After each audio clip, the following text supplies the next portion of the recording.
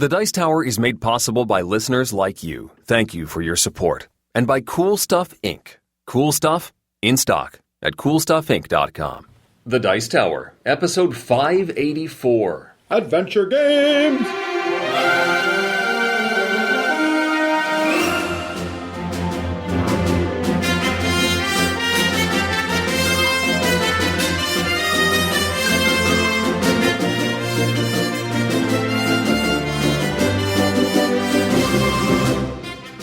Welcome to the Dice Tower, a podcast about board games and card games, and especially the people who play them. On today's show, I've traveled to Dice Tower HQ to chat with Tom in person. Geoff finally bursts the bubble on Pop-O-Matic technology, and we answer questions about games and language, games and children, and how to cut down on setup time for your games. Then we set out for the unknown with our top 10 adventure games. I'm Eric Summerer, and here's your host, the Crockett to my Tubbs, Tom Vassell. I know Crockett, I don't know Tubbs. Well, they're the Miami Dice, or the Miami Vice people. Oh, I thought you were talking about Davy Crockett for Adventure. No. That makes more sense. That would make more sense, but I was remarking on the fact that I'm in Miami area with you for the first time in Dice Tower headquarters recording an episode of the podcast. We have never, ever recorded an episode together that was not at a convention, I think. I guess you're right. Yeah. I brought you in that one time for the live play, but I don't think we recorded any episodes then. We did not, and when you came to visit me, we didn't record any podcasting stuff either. So, yeah. That was a long time ago. Oh, my. Okay. Yeah. Well, we've been doing this. We're almost up to episode 600, man. Oh, my goodness. Exciting. Can you believe it? Wait till we're at episode 1000. Well, I don't know. Maybe when we get to episode 1000, I'll say, I've said this so many times. I can't. I think I said it at 500. We're going to be like, and then we're done. I think you should do it like we do a big celebration at 1000, and then 1001 is when we just suddenly end it. Halfway through the episode. Yeah. And you then, know what? Forget it. I'm sick of this, Eric. Let's go. Click.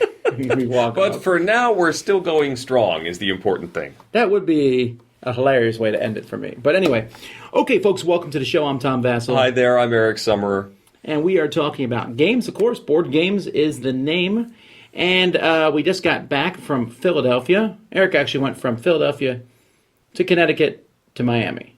Yeah, that's pretty much it. I had 2 days of recording at home, just enough time to sort of feel like I was there, and then here I am now. I went home and hugged my children and said, I'll see you later. I'm going to be home.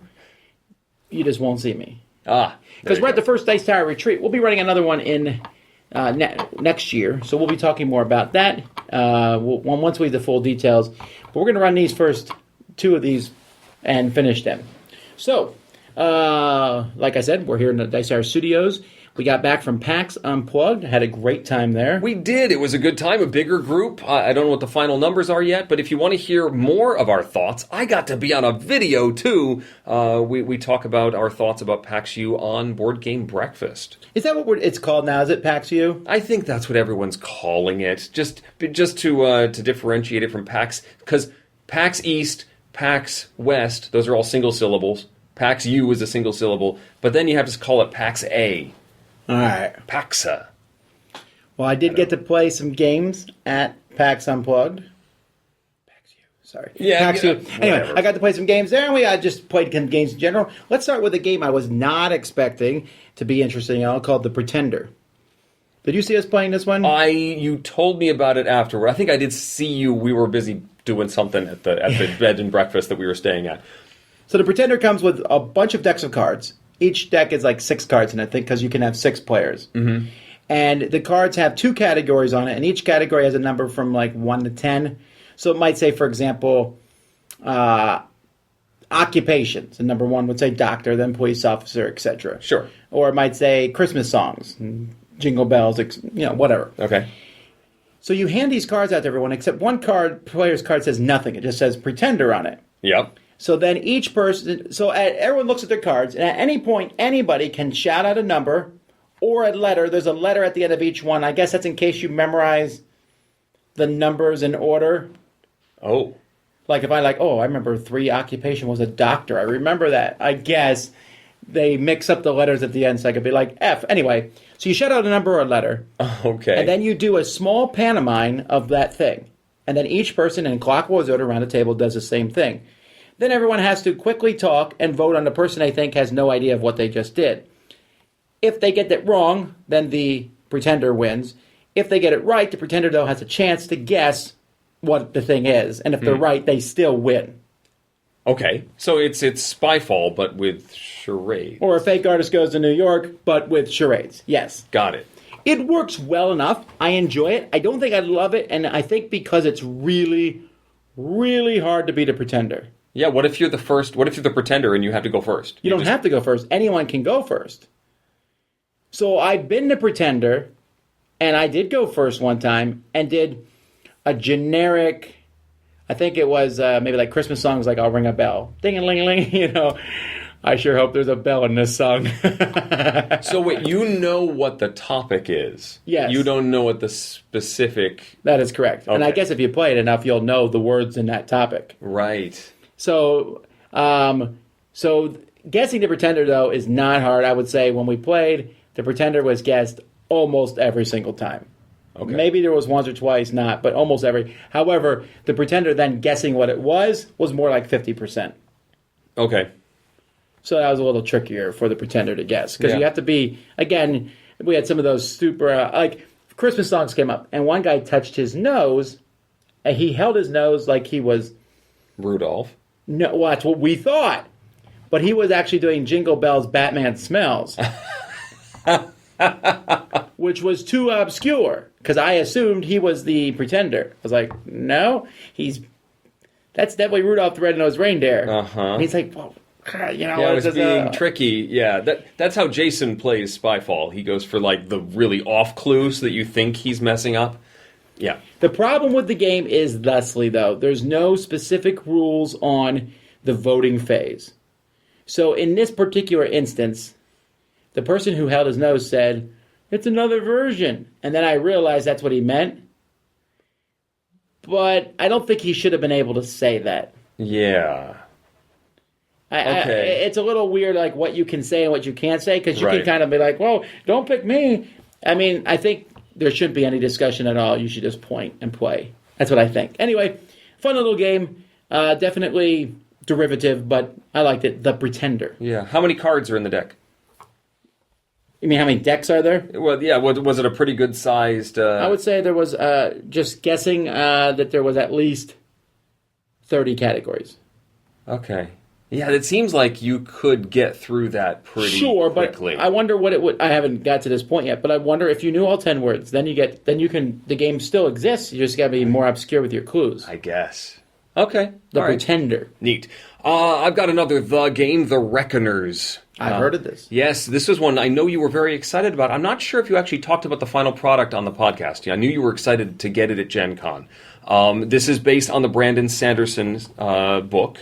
It's about a world where there are superpowered beings who have all gone insane with power, and you, as regular humans, have to team up to defeat them. It is a dice-rolling game that has these amazing game trays, big chunky dice. It's one of these triple roll sort of things. On your turn, you're going to roll 3 times. You have to save at least 1 die each round, and there's even slots in your player board that sort of illustrate this. And you continue to roll until you've got your 3 rolls and symbols that you're trying to figure out.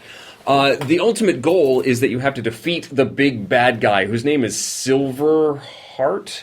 Is that right? Silver something.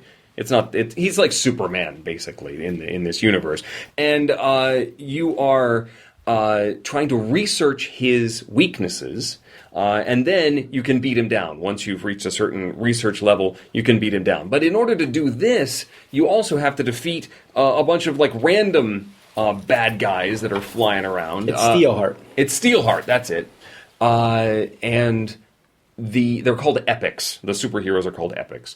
And each location around the table has one of these epics as well, and they're going to cause bad things to happen if you leave them alone. So you have to figure out their weaknesses or beat them down, which give you rewards that often relate to research or damage to Steelheart. Right. Of course, Steelheart's moving around the board as well. You have to be in the zone with Steelheart in order to hurt him or research him. So there's a lot of balls to juggle in this game. But if you let anything slip, it steamrolls very quickly. Like each turn, each of these epics gets more and more dangerous the longer you leave them alone. You have to contain them or fight them or just get rid of them, or else they will continue to steamroll, knock out Populace, take your resources, make Steelheart stronger, which is especially nasty. We managed to win in our first play, but it was on the easiest of the easy levels.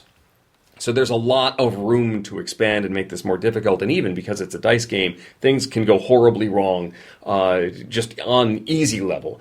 I really enjoyed this one, and don't tell my son, but I got it for him for Christmas. There was a they One had of these a days, good you deal. just sneak and listen to He this is. podcast. He's usually asleep by the time I edit this, so that's why I was whispering. Yeah, okay, that helps a lot. But no, I think he will really enjoy this. So you've played it?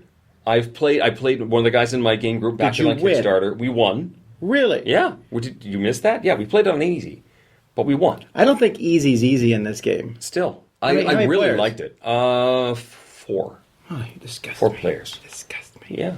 All right. Why? You have trouble with it? So my next game is That's called the Reckoners. you blew it, vassal. Wait, what?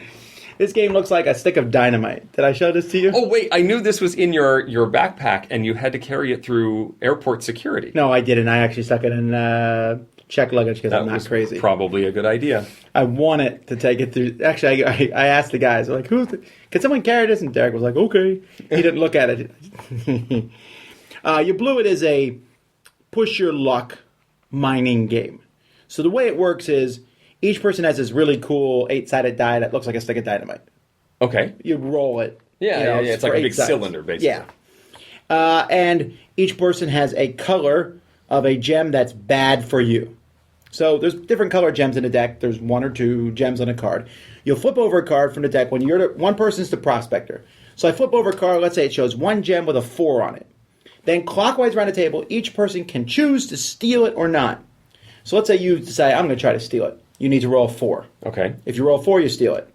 If you fail the roll, then you will place.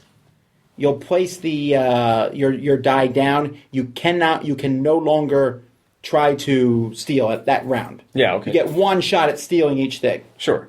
So then, if it comes back to me after everyone has stolen or not, I can now take that gem, or I can turn over another gem and try to go for a bigger lot. Okay. So now I turn over another gem, and this has 2 yellow gems on with a 2 and a 3. So now the next person to roll, all they need to do is get a 2, 3, or 4. Okay. So the more gems there are with different numbers, the easier it is to steal. Gotcha. Of course, it is still random if you steal or not, because you might be 1 through 7 and you roll an 8. If everyone fails stealing and you're the only person in, you can keep drawing cards, but then you have to roll a die and you can't roll any of those numbers or you lose everything.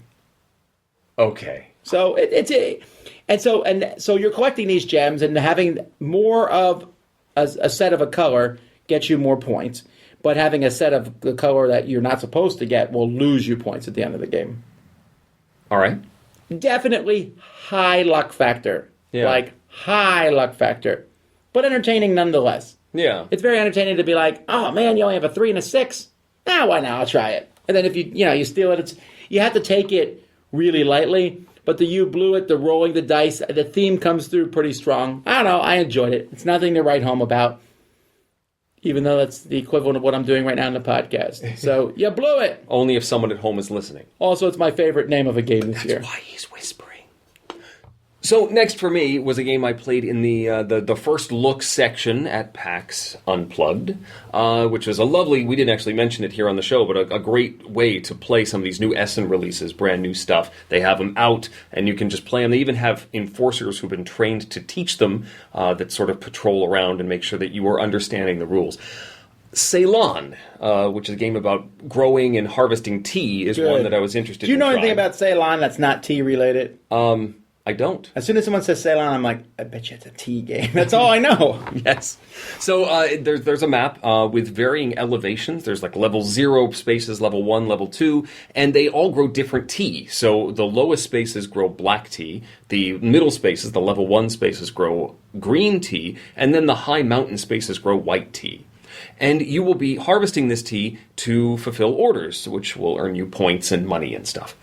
The mechanism for doing this, though, is you have these action cards, a hand of action cards of 3 cards, and each one has 2 actions on it. Planting, adding a new planting space, so you claim a space, and that's now your tea field. Or moving your person around the board, collecting income. There's making contracts with personalities around the board. There's I'm forgetting what the other ones are. There's golly. The important thing is that you have 2 of them on the card, and you choose one to be the action that you get to do, and the one that's on the other side of the card, everyone else gets to do. That's sort of a follow action. Yeah, I remember reading about this. Is that as cool as it sounds? I like that system, because you're looking at this card, here's what I want to do, but I'm going to let everyone else do this other thing. So one of them is this technological track, which is a tiebreaker, and vastly important at the end of the game. But maybe I want the other side of the card, but I don't want to give everybody else that ability to move up the tech track. So does it lend itself to situations where you do the action and you pick another action that doesn't really help people out, or maybe they can't even do it? That's what. So maybe I pick the one that has the planting on the other side, but both of my opponents are standing on spaces that already have fields on them, and so they can't plant. Okay, I like that then. That's the sort of thing you're hoping to do, but you can't always make that happen because you only have 3 cards in your hand. There's also alternate actions. The moving of your person and collecting income are on all of the cards. That's always an alternate action. So if you couldn't plant, you could always take money or move your character around the board. So you're playing on everyone's turn. You are. And it's actually very important because so I play one of my 3 cards. It's very important that I don't draw till the end of the turn so that we all remember it was my turn. Because you'll be thinking about what you want to do. I play a card and then you sort of go, oh, I need to follow your action. But what you want to do is play your next card. But it's not your turn to do that. You have to follow. So I play... Follow. And then I draw to sort of say, all right, that's the end of my turn. Now it's your turn to play a card. I enjoyed this system. However, at the end of the game, after you've scored points for deliveries and all this other stuff, there's a huge end game scoring where you score majorities in these 4 regions and the tech track that I mentioned. That tech track is a tiebreaker. So if we have the same number of plantations in one zone, but I'm farther up the tech track, I will get more points for that zone. And it goes like 10 points, 6 points, 3 points, 1 point for the different rankings. And that tech track is extremely important to move up. So I've just won all these tiebreakers. Then they score that tech track as well. 10 points, 6 points, 4 points. Eric's telling us to go on the tech track. I feel like that. And I played it twice just to see what would happen. And yes, the same thing happened again. The tech track is very important. And I feel like they almost overdo it on the end game scoring. And I felt, if I'm going to get all this benefit for doing that throughout the course of the game, I feel like I should be either penalized or just not rewarded again in the end game as well. It just seems too strong. So that it gave me a little bit of a sour taste, almost as if the tea was steeped too long. But it was Ceylon. Oh, my word. If you guys can't see me roll my eyes, I am. I could hear it. It's in the headphones. All right, so I talked about a couple small games. Let me talk about one that's big, and that's Nemesis. Nemesis is from Awakened Realms, and could very accurately be described as, we just watched Aliens and we're going to make a game about it. That is what the game is. So you're a bunch of space marines or people on board a ship that is having some troubles. And you need to get the ship to Earth, and you need to do so in a cooperative form, except maybe not, because some people everyone has their own goal that they have to reach, and it might be bad. Okay. And Meanwhile, there's aliens on the ship, and these aliens look extremely similar to the ones from the movie Alien. The models for this game are gorgeous. I mean, all the production for this game is fantastic. So there's a big layout of a ship, and you're exploring the ship and going around and flipping over rooms and maybe like looting those rooms. Almost as like a zombie game feel, like, oh, I found a flare gun here. And as time goes by, little aliens are showing up, and then bigger aliens, and maybe the alien queen. You also need to get to the engines and make sure they're working. They may or may not be working, and you need to make sure they're both working. And you also need to go to the cockpit and make sure that it's pointing towards Earth, because it might not be. Of course, I might go to the cockpit and make it point towards another place, because I don't want the ship to land. So there's a lot going on. The game is not that complex. The rules could have been better written. There's a lot going on in them, but once the game goes, you're basically just doing a few actions, which are mostly going to be moving around the ship and searching for stuff and fighting aliens, or usually not so much fighting as and running. I need to play this one more, but I want to talk about it on the podcast, and the reason is it has a lot of mixed feelings for me. I like Awakened Realms. They do great stuff. The production of this game is amazing. The theme of this game is extremely strong. And it may not just be my style. This semi-co-op thing really throws me off. I think the game is already really hard. If you play straight co-op, and you can, and the game has a straight co-op form, and it also has a book, like you go through adventure style. It's like a graphic novel, do this, and here's what happens next, campaign style. Okay. And I think the game is better with those. With the main game, though, the base game is semi-co-op, and if someone's just trying to mess everything up, it's really hard to stop them. And there is also a literal, my goal might be kill player 3, which you're player 3. Okay. In this scenario. Oh, well, I don't like that. Well, too bad. You don't know that until I make sure you're dead. Okay. So there's a lot to like, but I don't think this is everyone's cup of tea, although this was a humongous Kickstarter and did very well. And I think the alien part of it's very interesting and all. It's a little harder than I wished it would be. By little, I mean it's really hard. And I don't like the semi-co-op nature of it. But the theming is great. Like, you go into the nest room, and you go into one room, and it's covered with eggs. You're like, I found the nest. Guess who else is usually there? Mother alien. You can have them, jump on you, the larva, and then come out your stomach type thing. There's that sort of... A fire can break out aboard the ship, and then you need to contain it by shutting out all the doors and putting the fire out. Otherwise, the fire spreads pandemic style through the ship, and you can lose that way too, because your ship needs to make it to Earth like in one piece. So really cool game, lots going on, lots of options and things to do. That's Nemesis from Awakened Realms. Another one about a type of vehicle, an airship in this case, is called Selenia. This is... Z likes this one. So you've got this Zeppelin airship sort of thing on a track of tiles that get moved along. So the Zeppelin moves forward, and the rear tile is removed and flipped over and moved to the front of the track. So there's always sort of this conveyor belt of tiles that this thing is on. And you move from day side to night side as you move along this track in sequence. You are placing cards on the spaces that surround the Zeppelin to get resources and stuff, to fulfill orders and earn points. That's generally the goal here. Does this theme exist? I just want to ask that right off the bat. Is there a theme here or no? If there is, it was not explained to me. Okay. I mean, I don't know exactly what... Because Zeppelins makes me think of either racing or combat. This does not sound like either of those. I don't think it's either of those things. It's like a civilization Zeppelin or something. I don't know. You have these cards. And the cards get placed around. You can place them either on the spaces that surround the Zeppelin or the one the Zeppelin is on, and they all have resources and stuff. Or you can place on one of the cards that you have already placed on the board. And that's how you branch out and get access to all of the different spaces. However, when your card scrolls off the board, when it's on the tile that has just been removed after the Zeppelin moves, which happens when you play a 0 card, I'm not taking any resources, I'm moving the Zeppelin. Got it. You get a bonus, and it's on the bottom half of the card. So now your choice is, do I put something near the back of the Zeppelin so that it scrolls off more quickly and I get more resources and more bonuses more quickly? Or do I place near the front of the Zeppelin so I can keep my card on the board longer so I have more choices? I've spread out more, I've got better board position.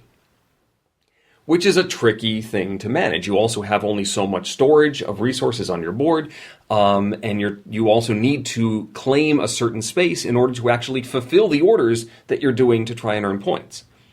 There's a lot to think about, but it's not that complicated to grasp. This is a nice weight game. It played quickly. I really enjoyed Selenia. I think it's a strong game.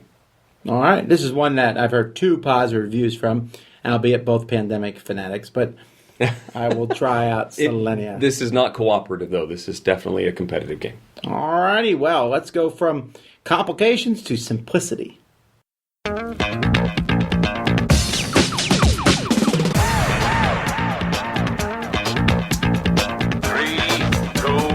1, go. It's time for Game Tech with Geoff Engelstein, where we find out how games really work. I just got back from PAX Unplugged, and it was great to meet so many listeners and get in some great games. One of you said to me that there was a very important topic that I've neglected for all these years, and you know what? You were right. Unfortunately, in the post-convention haze, I've forgotten who suggested this topic, but thank you, whoever you are. Okay, so here we go. The 6-sided die was invented thousands of years ago, and dice have been found in some of the earliest human settlements known, but mankind had to wait until 1965 for the next leap in dice technology, the Pop-O-Matic. First introduced by Hasbro in the game Trouble, the Pop-O-Matic is a die captured beneath a clear plastic dome. You roll the die by pushing down the dome, deflecting a spring surface beneath the die, and then, pop, you get your number. No more lost dice. No more grubby paws hogging the dice. The perfect blend of games and technology. But, as far as I know, a key question about Pop-O-Matic technology has gone unanswered to this day. How random is it? Does the mechanism truly give results that are indistinguishable from a good dice tower? Well, we here at Game Tech Labs are up to the challenge. To conduct this study, I purchased a new copy of Trouble from Walmart for $8, and that was probably overpaying from looking at the components. But I then proceeded to pop the Pop-O-Matic 265 times and recorded the number showing on the die. Okay, so here are the results. Now normally you would expect each number from 1 to 6 to come up about 16.7% of the time, or 1/6 of the time. In my experiment, I popped a 1 18% of the time, 2 14%, 3 20%, 4 15%, 5 14%, and 6 19% of the time. So the percentages range from 14% to 20%. At first this sounds like a big range, and perhaps a knock against the Pop-O-Matic. But in a sample size of 265, this type of variation is actually pretty normal. There are a variety of statistical tests that can be performed to see if the rates reflect the expected underlying value. In other words, if I expect something to happen 17% of the time, and in my experiment it happens 14% of the time, what are the chances of that just being normal variation? Does it mean that I was wrong and the underlying chances aren't 17% but they're really 14%? Or that it's just part of that normal variation based on the fact that I only popped 265 times? Now, this gets into an area of statistical analysis, base rates, and Bayesian analysis that I don't have time for in this segment, but maybe in a future Game Tech. But rather than do a big math analysis, I just asked Excel to generate 265 random die rolls for me a bunch of times, and a range of 14% to 20% for number frequency instead of the expected 17% was incredibly common. So, the Pop-O-Matic is just as random as a normal die. Huzzah! Or is it? Now, as a next step, I looked at pairs of numbers rolled together. In other words, if I rolled a 2, what are the chances the next number will be a 1, a 2, a 3, a 4, a 5, or a 6? With a normal die roll or random process, there should be no correlation between one die roll and the next. The chances should be roughly the same of rolling any number after I roll a 2. Well, here sadly our Pop-O-Matic fails, and fails badly. When I rolled a 6, there was a 46% chance that the next number would be a 1. When I rolled a 2, there was a 43% chance the next number would be a 5. When I rolled a 3, there was a 51% chance the next number would be a 4. These are way outside the normal variation I would expect, and the pattern is obvious. When you pop the Pop-O-Matic, it is much more likely to just flip to the opposite side of the die. So after a 6, a 1 is most likely, after a 5, a 2, and after a 4, a 3. The force applied to the die by the spring is just enough for it to flip completely over most of the time. The other really interesting thing in the correlation data is that the die almost always changes the number. Rolling the same number twice was incredibly rare. I rolled doubles, basically, 7 times out of 265 rolls. That's a shade under 3%.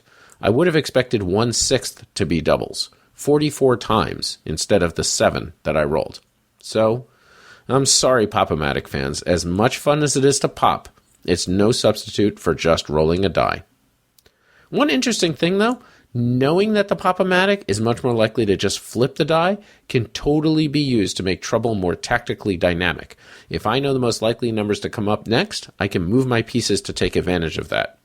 This will be particularly effective if my opponent doesn't understand how it diverges from randomness. Now, here at the Dice Tower, we don't condone gambling, but if you do find an underground trouble game being played for cash, you now have the tools to come out a winner. Now, scientific reports like this usually end with suggestions for future research, so here are 2. First, I only tested one game, one Pop-O-Matic. Is this behavior the same for all of them, or did I just get unlucky? And then did behavior of the Pop-O-Matic vary over the years? Maybe the games made in the 70s were better, or had a bigger dome, or some other factor that would affect these results. Another avenue for future research is the game Headache. It also has a Pop-O-Matic, but it has 2 dice under the dome instead of just 1. How does that affect the rolls?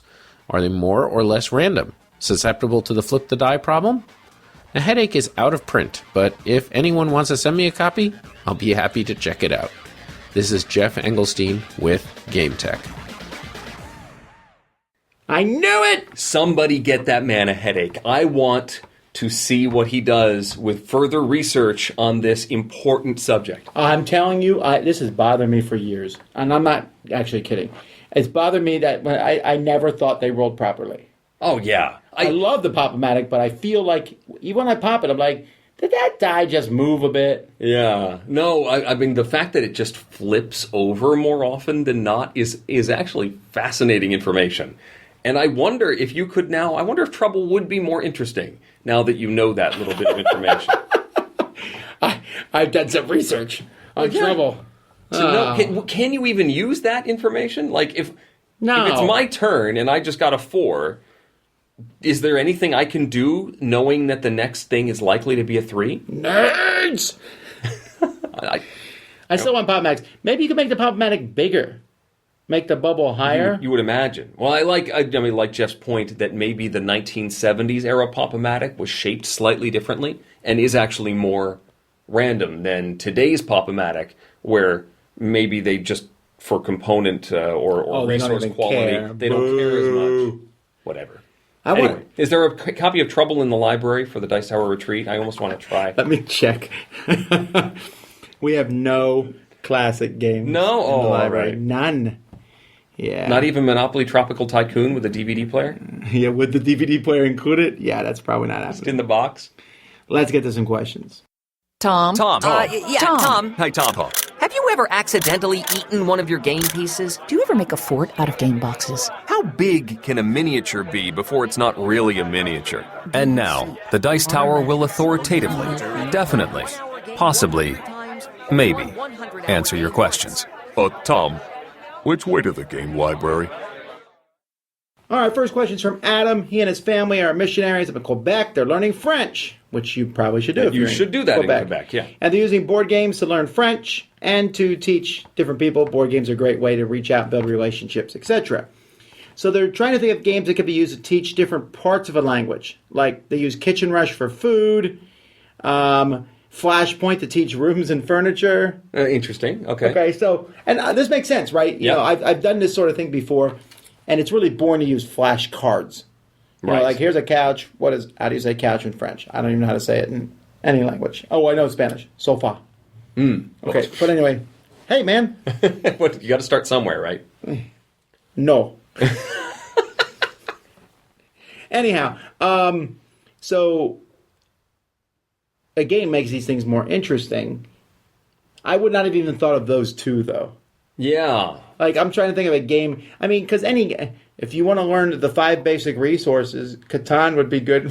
That would be good. Yeah, or Animal Upon Animal to talk about different animals. You wouldn't, though. No. You need something that requires instructions, right? You need something that requires you to ask somebody else something. A question. Old maid style. Do you have a blank? So any game with trading in might work. So if you're trading, I got 2 of these for 2 of that. So again, Catan does work, except how often are you going to be needing to use brick, wood, and sheep. sheep, and whatever. Well, but again, you have to start somewhere. You do. Kitchen Rush is a good one. Well, you know what? We're going to throw this out to our audience. Why doesn't someone start a thread in Facebook or Board Game Geek forums? And maybe you guys can think of really good ones in this regard. What general subject of vocabulary can you learn by playing certain games? Yeah, I like that idea. All right. All right, we have a rather long question from Peter. Peter wants to know, they were playing Blood Rage, and after the game, his cousin said that they could not play it with her husband because he does not know English. It's true that not all the cards have required text, but the hidden information of what cards you have is fairly instrumental to gameplay. Then there's other games that are very important that they had to play as like teams almost, where they'd be able to show the cards to each other and sort of team up so that only one other player knew the hidden information of what was in people's hands, because it was vastly important that you understand all of these hidden cards. Peter's point is that not everybody knows English in his play group, but there are lots of language-dependent games that make it very hard to get to the table. So the real question is how did these companies that do make these games in his native language make the decision on what to publish? And how can he try and influence those publishers to make the games he wants to play with his friends who don't know English very well? This is a really tough question. I mean, if you think about it, there is a couple solutions that publishers do. Mm-hmm. One is they just don't use language at all. Right, you go with the symbology, the iconography. Real pain in the neck this way, especially if the game's more complex. If Agricola had no words on it, oh my goodness, that'd be... Yeah. I mean, Race for the Galaxy tries to do that with its system. While they do have text that explains what it is, there's all these crazy symbols for what the effect of the cards are. That's correct. So you have that, that's one solution. Another solution is to print multiple decks of cards in the same box, which I don't normally see done in more than 2 languages. Yeah, that's the most you'll see. We've also seen stickers for covering certain games. That's awesome, but I've only seen that, I think, once. Yeah, I think Peter actually mentions that. Veggie Garden, I guess, did that. Right. But, I mean, the more obscure, I guess obscure isn't quite the word, but the less popular language, and the language is, the less likely more obscure games are going to be released in that language, because it has to make financial sense for this publisher, this localizer, to actually make the product in that language. And the smaller the audience is for a game, the less likely that is to happen. I think ultimately the solution is paste ups for a lot of these things, which is going back to the old school of what we used to do. Again, but then again, I'm fortunate to have English as my first language. Right. So if you have a language, someone will likely make the paste ups on the internet, and then you just got to print them out and glue them on yourself. Yeah. It's not perfect, but if you put the cards in sleeves, it's not awful. Right. You lose a good amount of the aesthetics is really the big issue. It just doesn't look as nice unless somebody's done a really nice job laying the cards out. Right. To use stickers. But unfortunately, besides starting your own company or getting a main line to the people making those decisions to try and influence them, you can always try writing to the companies that are localizing these games and say, hey, I'd love it if you got the license to do this one. Right. That's really the only way you can influence it. All right. Says, I have a couple games that I like, and you mentioned Arcadia Quest, Railways of the World, etc. He says, the problem with these games is it takes a really long time to set them up. Like he says, especially Arcadia Quest. How do you make these kind of games hit the table more often? Do you have any suggestions to make the setup process faster? So there is a way to do that. The best way to do it is to buy large Ziploc bags, the biggest ones you can. Okay. And put everything that a player needs in that bag. Right. And then when you set up, that person opens it, and you don't have to say, okay, everyone gets 4 coins, whatever. They're already in that bag. It makes teardown time longer. Mm-hmm. Or you can do it at night, whatever. Get things ready earlier. Other than that, just knowing how to set up. Some games just take a long time to set up. Yeah. Heroescape, for example, takes forever to set up. But it's fun. Yes. And, building the Heroescape terrain is sometimes part of the fun. I think my favorite are when there's components that are, for a specific player that are then not in the game if we're not playing with that player. So those are a pain, though. You put those in a bag, and then if we're not playing with 5 players, we take out the colors that we're using, and then the yellow bag stays in the box. Sure, but again, that really lengthens the teardown time. Let's say I decided we're going to play with 5 players. All right, take out all the 3+ cards, all the 4+ cards, all the 5+ cards at the end. I wouldn't. You're trading takedown setup time for takedown. You often are with any of these. You have the state of the game in the box, and you have the state of the game ready to play, and there's going to be time to get between those two states, no matter how you do it. Unless you're going to spend money on an insert that you now have these trays that you just go ka-chunk, ka-chunk, ka-chunk, you're ready to start. Ka-chunk, ka-chunk, ka-chunk. Yes, that's the sound a good insert should make. That requires a lot more doing and building and purchasing. Doing and building and purchasing. It's a classic. All right. So we have from Brian follow up on a couple things we were talking about. We were talking about my wife's comments on Board Game Geek and how Ravelry is a much better site than Board Game Geek from a technical perspective.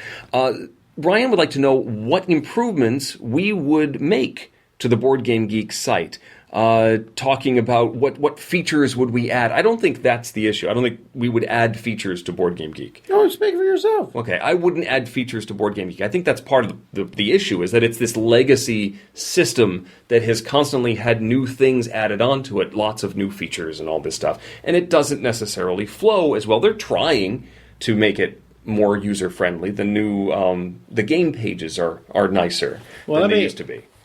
I want to start out by saying that I'm a big fan of Board Game Geek.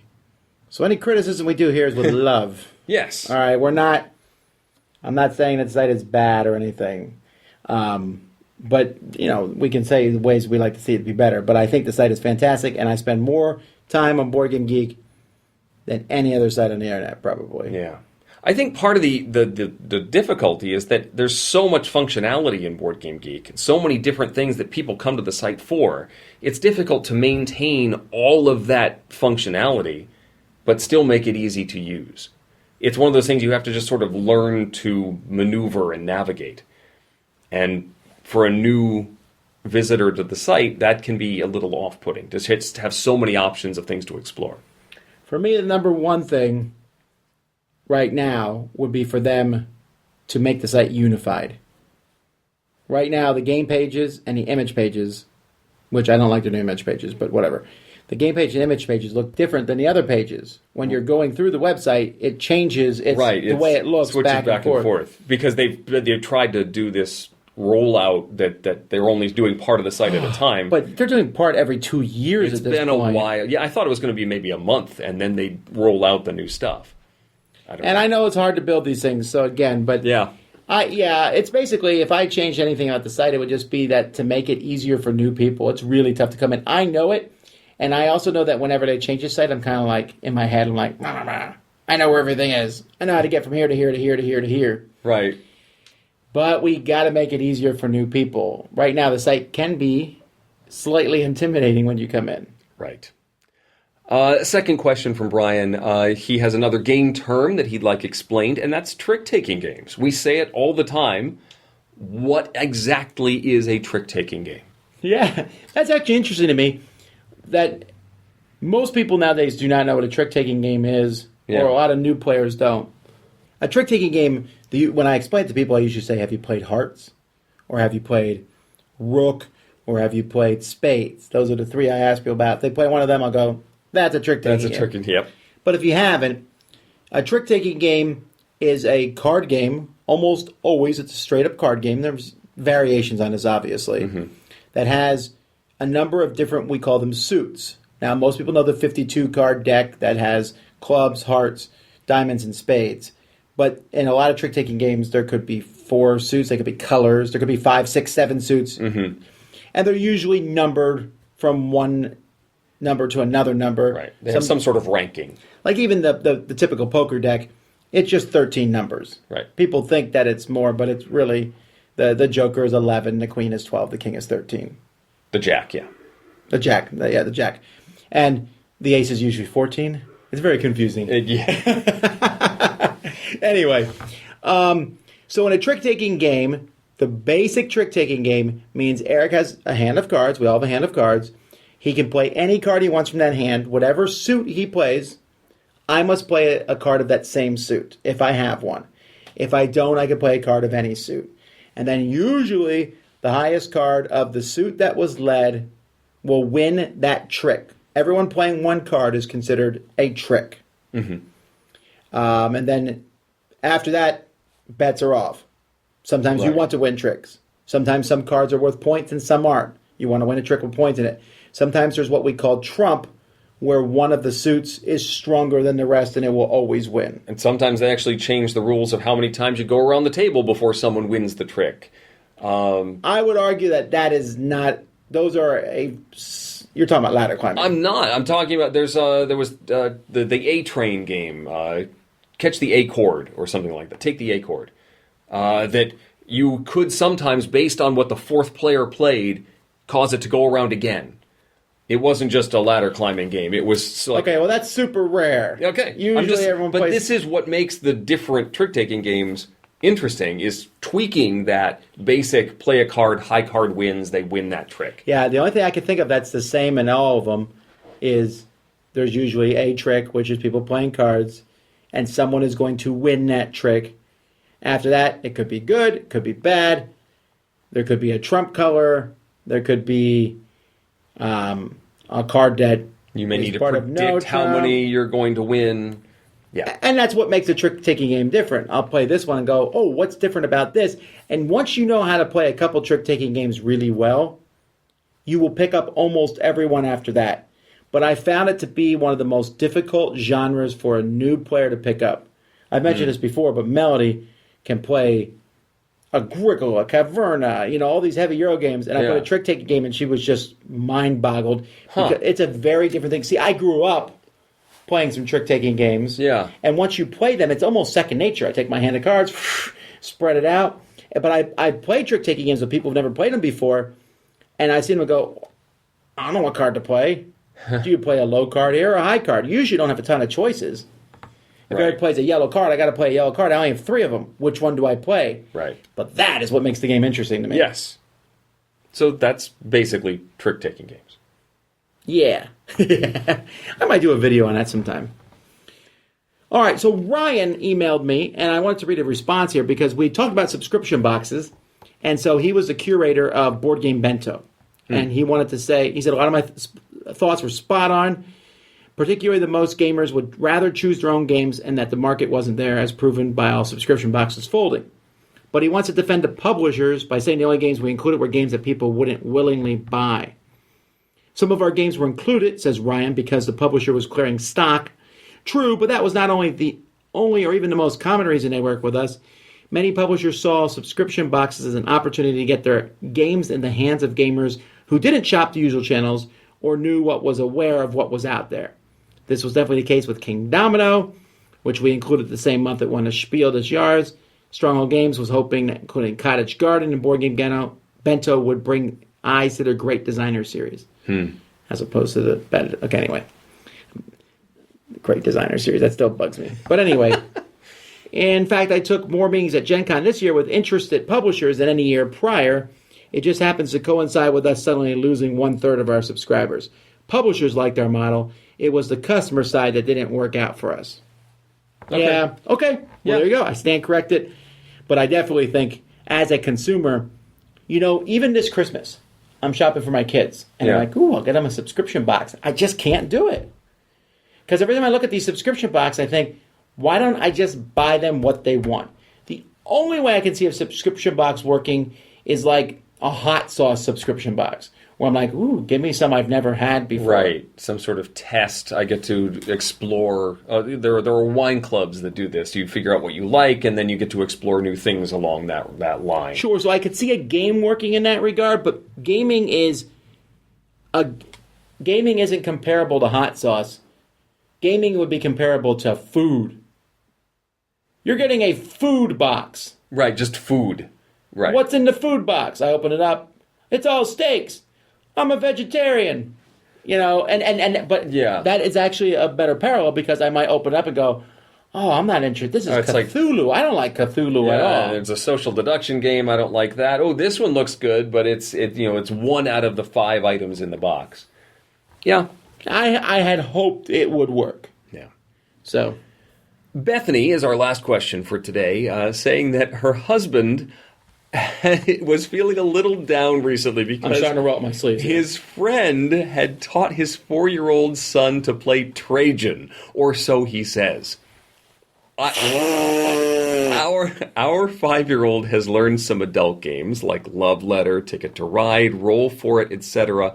But her husband was wondering if he should start teaching her more strategy games. I honestly think it's his friend's loss. There are so many awesome and fun kids games out there. Mr. Fox, Mole Rats in Space, Chicken Cha-Cha-Cha. Their daughter has a whole shelf dedicated to her games. Eventually, our girls will be adults, and if they play games with us, they will not be playing kids' games. And I think to push her into heavier games is a loss for us, because when are we ever going to play Chicken Cha-Cha-Cha with a group of adults? So what are our thoughts about teaching heavier games to young kids? What is something I can say to encourage my husband to keep our current gaming plan? Well, first of all, I think that tonight, after you're done eating your meal, you should all sit and watch Casablanca together. Because of course kids will love that movie. Yes. Maybe you should show them 7 after that. 4-year-olds love it. I don't understand. So I guess I could imagine that a 4-year-old could figure out, what to do on a turn. Like I pick up this and I move them along and then I do something. Sure. But are they really enjoying the game at any sort of level? I mean, why are you pushing to play Trajan with a 4-year-old? Well, okay, 2 reasons, and I think, and I challenge someone to call me off on this one. Okay, people will do it 1 because they're so desperate to have play these play games and their games. I will teach my kid, and the second is braggadocious. My kid plays Trajan. I don't care. Whatever. I mean, this happens a lot of times, and parents are like, my kid is, they're learning another language, and they're doing this. Yeah. I mean, it happens all the time with parents. My kid's doing this, and then every other parent's like, oh, no. I should be doing that, Should too. I do that? Who cares? Let your kids be kids. They don't get to do that very long. And those kid games are fun, and you know what? If you bring that kid who is playing Trajan at 4 years old, you bring him into a room when his dad's not around, and you play the Chicka Cha Cha and these things, they'll have a blast. They really will, because it's fun to be a kid. I stomached a good chunk of the movie Frozen last night. Okay, because all right, I like the music at least. Yeah, sure. Okay, right, but I'm a little tired of parts of it, and before Let It Go came on, I left the room because I'm done with hearing that song. Okay, but my kids sang at the top of their lungs to make sure I didn't miss it. But I can watch those cartoons with my kids, and I enjoy them with my kids. I would not necessarily watch Disney movies without my kids. Maybe I would. I definitely wouldn't watch Dora the Explorer. No. 100% would not watch that without my kids. I have watched that with them. I did not love it, but they did. Right. I don't see any reason to not give them stuff that's on their own level that will bring them joy. I really feel like when you are teaching your kid these heavy games, you are doing that for the sole purpose of bringing yourself joy and not bringing that joy to your kid. And this is the same kind of thing where for Christmas, I'm buying my wife a great 2-player board game that I want to play. And baloney on this, I call it out, shenanigans, and every time I say this, someone emails me and goes, but my kid really likes playing these heavy games. Well, hooty, I have more kids than you do, and all my kids like playing kids' games when they're kids. So ultimately, Bethany has a daughter who is enjoying these games, right? So why deviate from that? There's no reason to push them into playing more complex games. Play the games that they enjoy. Do they continue to enjoy those games? Keep playing those games. Oh, do they want to do things more complex? Do they come and see you playing those more complex games and want to do that? Then you can do that. But there's no reason, there's no agenda, there's no schedule that they should be at 8 years old. They should be playing all the games that say 8+ on them. And that's why I often don't make lists of board games for an 8-year-old. Because I worry, I do that. My son at 4 years old is in a really different place than Melody was at 4 years old. Yeah. My second oldest daughter, who is 16 years old, is like, she would not want to play any game with any, like Ticket to Ride she would not be really keen on. But she likes party games. But she doesn't want to play them. That's okay. I need to let my kids be what they want to do. Right. Which means if they want to play sports, I'll let them do it. I don't like sports that much. I don't want to throw a ball. But if that's what they want to do, I really feel like a lot of parents superimpose themselves on their kids. Yeah. That's insane. I know Eric doesn't do it because Eric is not an American ninja. I am not a ninja warrior. But his kids want to be. Yes. They do very well at that, actually. They're working on it. But it wasn't like... That wasn't like your... Well, maybe it was your secret goal to be a ninja warrior. It was my TV obsession. I watched the show, and I showed my kids, like, look at this crazy show with these people who are insane doing these obstacles. And then we find out that one of the contestants is in our hometown and teaches classes. And now my son wants to do it, and they've done it for several years now. Sure, but that was something that they want to do, and it wasn't something... And also, you're taking them to a, I'm assuming, kids Ninja Warrior thing, not taking them out to an adult training course with other adults and making them do that. No, they are going to kids' classes in the ninja gym. It's like, again, it's like boxing. Get in there and fight Mike Tyson. No, you... Okay, there's no schedule you need to follow. You're fine doing what you're doing. We, however, have a schedule and need to move on to a top 10 list. Fine. It's a Dice Tower Top 10! The Dice Tower's Top 10 list is sponsored by Cool Stuff Inc. Cool Stuff Inc. Cool stuff in stock at coolstuffinc.com. Okay, adventure games. Adventure games. Ba-dum-bum. Games that bring a sense of adventure. Yes. This was actually pretty easy for me to do. Ooh. Look at Eric's list. It's good. Oh, good.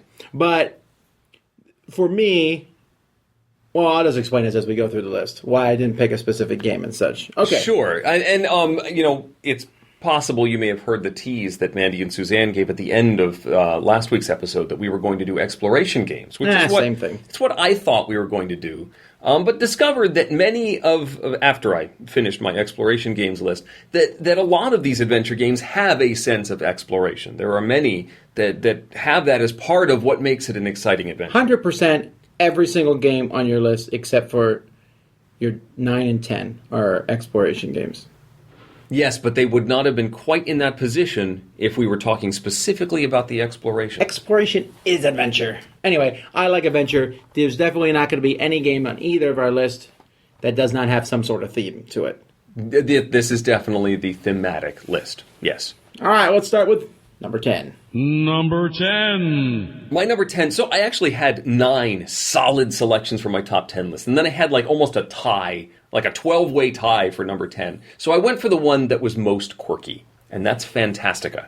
It's a deck-building game about going through a portal, and all these ordinary objects are now swords and magic Toothbrushes. things. Yeah, toothbrush. It was like these silly little ordinary objects, but now they're fantastical adventures.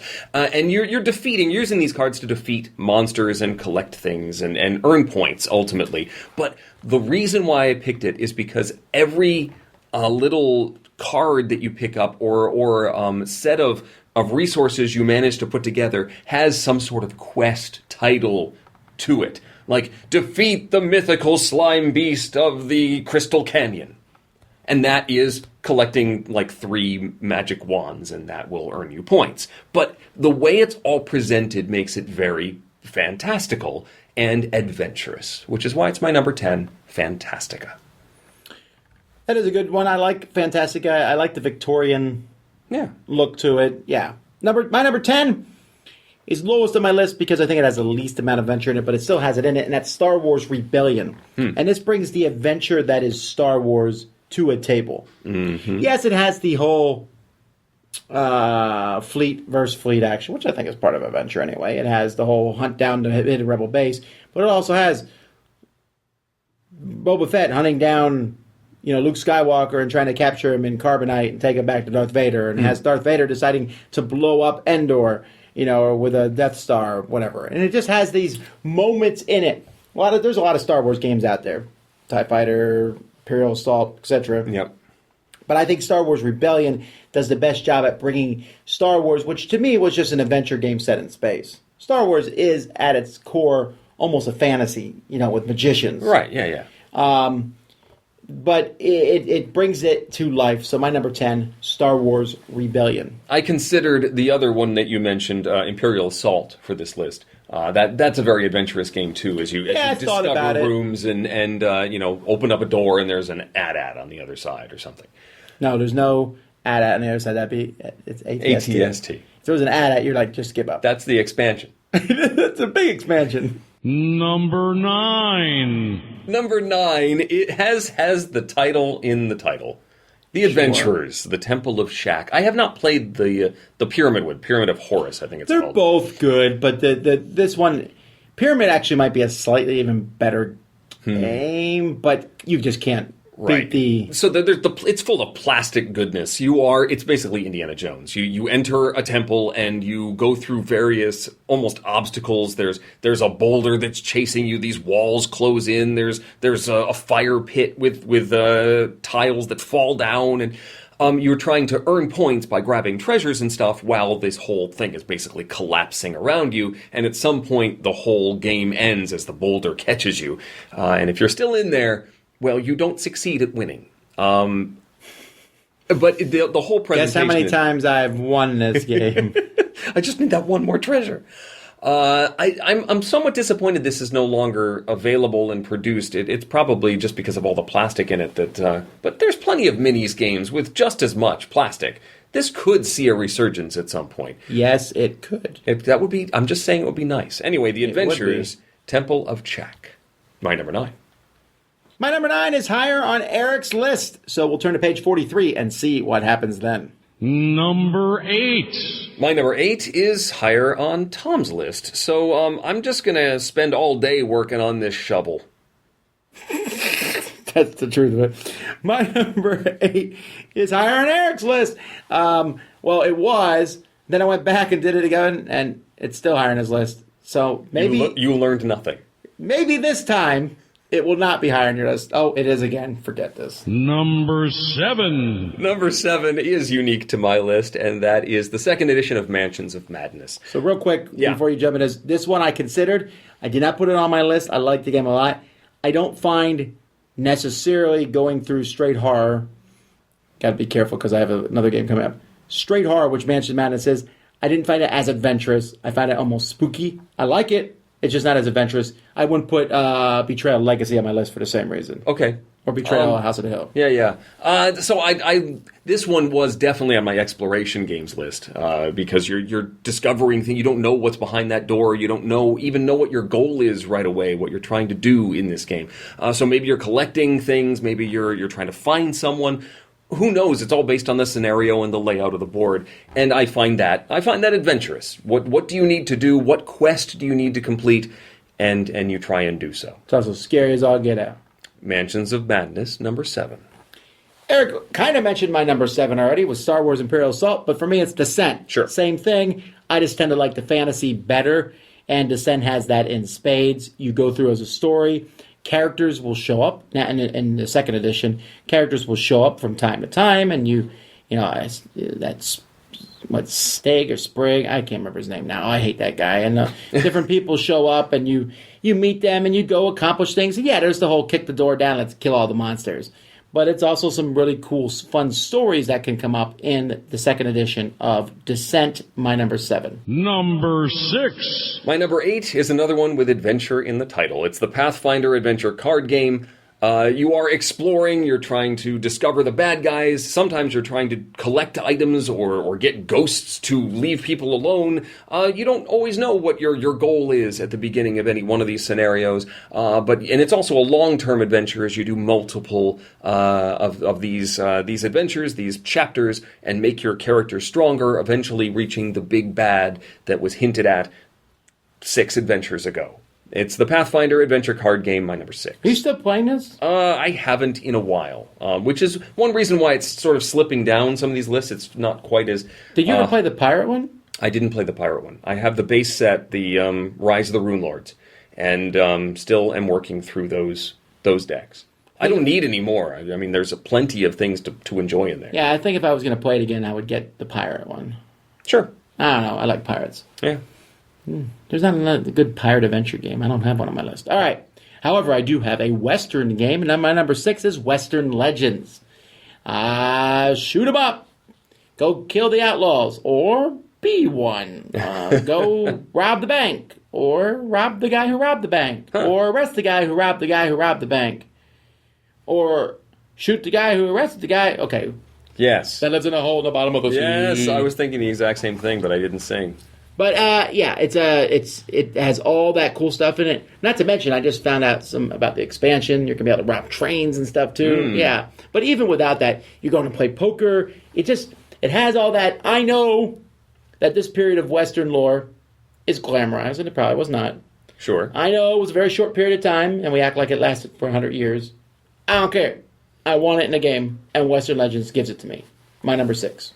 Now, the big question is, do you talk in the funny voices while you play the Western game? Oh, I thought Jeb was dead. Him back, baby. Number 5. Number 5 for me, I have mentioned many a time, that stuffed Fables. It's the adventure of a bunch of little I would have been annoyed stuffies. had you not put this on your list. I had to. I almost, because I sort of have it compartmentalized in my brain in different places, a family game, and as soon as That's I true, saw I it do on that the a list, lot. I went, what? Of course it's on this list. Of course it is. They are going on adventures into a land unknown to save their little girl. Yes, absolutely. It's adorable. It's enjoyable. It's dice rolling fun. Stuffed Fables, number 5. So tomorrow morning, are you going to run and grab Camelot? Yes. Yeah, it's in the library. Right? Yeah. I knew you had a copy, and I'm planning to grab it as soon as I possibly can. Yeah, I figured you might. I'm very intrigued about them taking this cool concept and making it a more adult game out of it. That's fascinating. Everybody that I hovered over several people playing it at PAX. Every time I arrived, they had just started the game, so it wasn't like I could just hang around for 5 or 10 more minutes and sit down and play. But everyone was giving me thumbs up, saying, yeah, this is a solid game. So that kid who plays Trajan was probably at one of those tables. Was he? 4-year-old. All right, here we go. My number, where are we? Number 5 is the same as Eric's number 8, and that is Robinson Crusoe, which is this game brought adventure to the table. And you know what? This is why I like Robinson Crusoe better than First Martians. First Martians, Mission Red Planet. Well, you mentioned Mission Red Planet a lot in the last few days, so right. Yes. And because Robinson Crusoe has a sense of adventure, and I just forgot the name of it again. First Martians. First Martians does not. Even the name is forgettable. Well, okay. No, look, I like First Martians fine. The problem is in First Martians, it's like, there's an air duct that's broken. Fix it now. And you're like, okay. Yeah. And Robinson Crusoe, they're like, there's a bunch of people chasing you through the jungle, and you come across a little lion. Will you befriend it? His mom is right around the corner. Run! Yeah. Why'd you eat that stew? Now you have to run to the bathroom again. And the core concept in Robinson Crusoe oddly has not been copied in other games, and I wish it would be. That whole a card comes up, you do something. Now stick this card in the deck. Yeah. And it might show up in the future. It may show up later. I love that concept. And I think that concept would work even better in an app. Sure. Yeah. It'd be like, you eat this little bear you found. His mama's going to get you later. But you don't know that, right? Right. It just records it in the memory. Anyway, I think there's a lot of adventure in Robinson Crusoe. Absolutely. I mean, also, don't play just the first scenario. You get more adventure in the second and third. I have to win the first scenario first. Number 4. Number 4 was Tom's number 9. That's Choose Your Own Adventure. I'm just picking all of the games that have adventure in the title. Is that what you did? Did you type adventure? I typed adventure in first, and then no, that's not what I did. Choose Your Own Adventure has that sense of exploration, discovery, unknown as you turn around different areas. I mean, that's the whole hallmark of the Choose Your Own Adventure books. You make a decision, you have no idea what the result is going to be. You might be dead. You might end up with a cursed monkey following you around. Who knows? It's well implemented. It's an interesting system. I want to see more from the Choose Your Own Adventure games. I punched a ghost in the face. My kids and I have only played through the first 2 chapters, so there's I think 3 more to go. Oh, it gets crazier every chapter. I love it. That's Choose Your Own Adventure. My number 4 and Tom's number 9. Yeah, so much fun. My number 4 is Near and Far. Now, I know a lot of people love Above and Below. That's great. But Near and Far brought that adventure in a couple things I really liked. First of all, Ryan Laukatt's universe just feels different than it's not a generic fantasy universe. I really like that. Mm-hmm. He has these different races and things. And you come across the same characters in these stories time after time, especially if you play through them. Like, oh, it's the Red King again. I hate that guy. Yeah. Oh, such a good... And then it's a good game on top of all that. Yeah, Near and Far. Amazing. Yeah, I highly recommend this it. was one of the ones that was also tied from that number 10 slot. So I'm going to call it number 11. And I think the only thing that kept it off is I wasn't quite seeing the direct adventure. Like I want to go. I like doing the adventures, the story elements, but that wasn't necessarily the core of the game. It's more of a bonus method, although you do start to see that plot line continue much more than you did in Above and Below. It's more the core of the game in Near and Far, but it still isn't quite that, let's go on an adventure. It's just one element of an economic system and area majority system and stuff like that.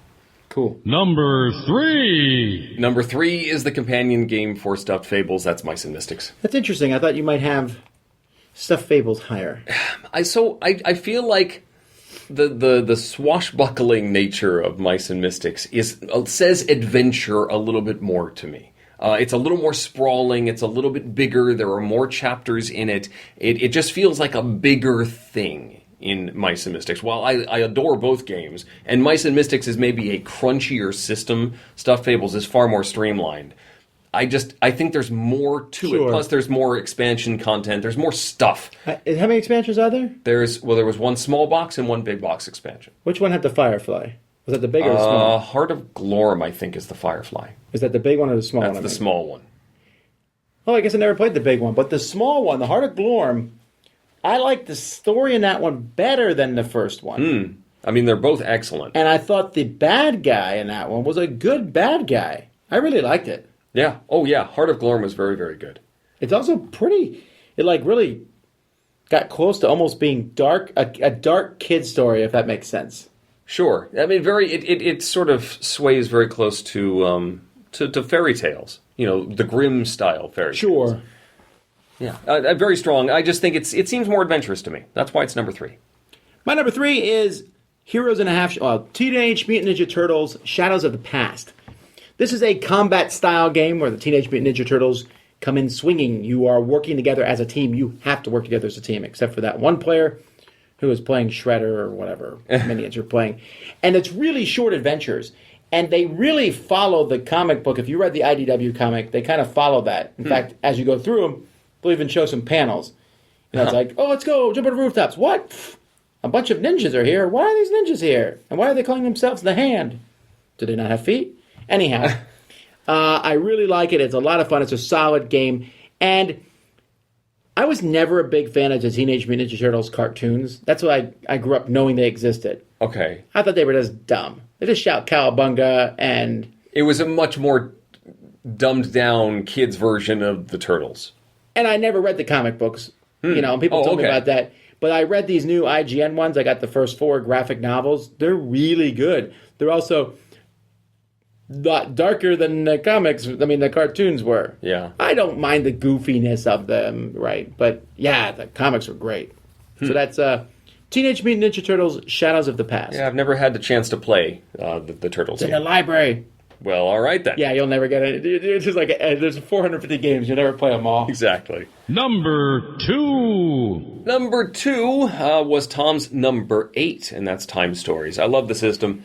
It really has... This was one of the first games, this and my number 1 were the 2 games I immediately thought of as adventures, because you're given a situation, you need to explore, you need to discover, you need to put pieces together, you have to figure out puzzles, you have to get through the map. The fact that there's a geography in many of these games is really cool. Discovering where to go next, and then you discover new locations and stuff to explore. It screams adventure. And that's why it's my number 2. Yeah, the newest one, especially the new Pirate one, has a strong adventure. Some of them have more adventure than others. I was not a fan of, the 70s TV one. I forget the name of that one. That one was not as exciting to me. But and even the first one wasn't as adventurous. But some of them are more adventurous than others. Right.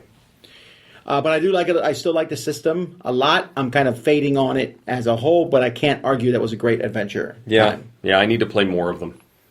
So I'm not a fan of horror games, but I'm putting my number 2, Eldritch Horror. Okay. Which has the word horror in it. It does. But Eldritch Horror doesn't feel as horrific. You are gallivanting all over the globe, fighting giant monsters and things. And I think the best way to describe this would be like... Pick a scary horror movie, say The Ring or something like that. Like, they're super scary. Right. 8-Legged Freaks. Have you ever seen that movie? Giant spiders. Okay. They're shooting crossbows at them. Yeah. That's not that scary. Okay. Gremlins will be another example, right? Yeah.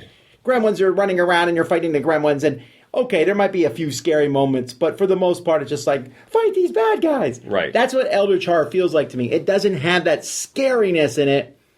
Sure, Cthulhu's around there, but it's more like Cthulhu, and you're like, oh, get the bazooka! That sort of thing.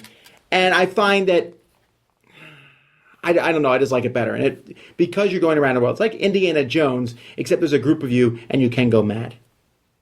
Yes. They should have put that on the back of the box. It's like Indiana Jones, but you can go mad? Eldritch Horror.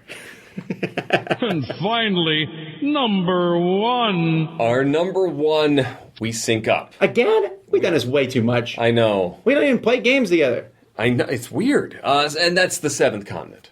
This one, again, screams adventure. Here you are on this island. Yes. And you need to explore. You need to figure out how to get off the landmass you're on. You have to put things together, find hidden clues. It's all there. That is adventure. To me. Oh, it's so good. I really like this game. This is another one, much like Time Stories, one that I want to play more often than I get to. And I need to. I know you can pack it up and like take breaks, but I just like I need to clear some table space and just make it happen. Oh, it's such a good game. Yeah, this one is. I'm really excited. I'm hoping soon they'll fulfill the Kickstarter for the underground and the air up in the air stuff. It's like more curses. This is Seventh Continent. It has such a unique system, and the replayability is pretty high. I think you could play the same one. Sure, you'll say, "Oh, I know not to go there or touch that again," but it still is a great adventure style game. Sure. All right, people, what did you all say? What did you all say, people? Don't forget, you can always vote in these. And you want to vote soon, because soon we'll be putting up the best games of the year. Yes. And so you want to vote on that, you just go to dicetower.com and go to vote to the top 10. So your number 10 was Star Wars Imperial Assault, which Eric mentioned. Yep. Number 9 is Zaya. Yeah, I consider this. I actually consider this for the exploration list, because that's a big part of it, is building out the map. Didn't quite have it didn't check all of the boxes for me for an adventure, but it's close. Number 8 is an odd one, people, and that's Shadows over Camelot. Now, I love Shadows over Camelot. I don't consider it an adventure game at all, unless you count going out and fighting catapults time and time again adventurous. Maybe the fact that they are on a quest seems like an adventure. Because I would say if there was a quest game, yes, it's a quest. What is your quest? Sacred quest. What is your favorite color? Pink. No, blue. All right. Number 7, Time Stories. Again, not surprised there. 6 is Clank. Again, I love Clank. It feels a little more mechanical. It feels more mechanical. Yeah, there's not a lot of story in Clank. I got the Monkey Idol. All right, number 5, Mansions of Madness. Yep. Number 4, Near and Far. Okay. Number 3, Seventh Continent. Number 2, Robinson Crusoe. Sure. And number 1, Gloomhaven. Now, you told me when we were off air that you specifically kept Gloomhaven off your list. Well, look, I love Gloomhaven. I think it's a great game. And there's some good story in it. But I look at Gloomhaven as this really cool strategic game as I try to beat a setup in a room. It's almost like a puzzle adventure game. Here's the bad guys. You just called it an adventure game.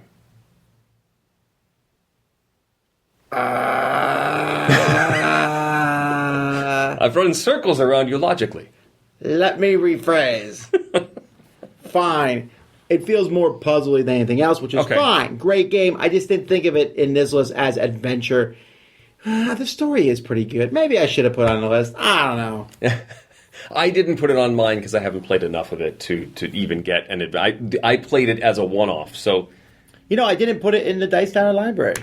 I couldn't figure out how to put it in and not lose one of the gazillion pieces. There's just so much in it. I don't know. I have to think about it. All right. Yeah.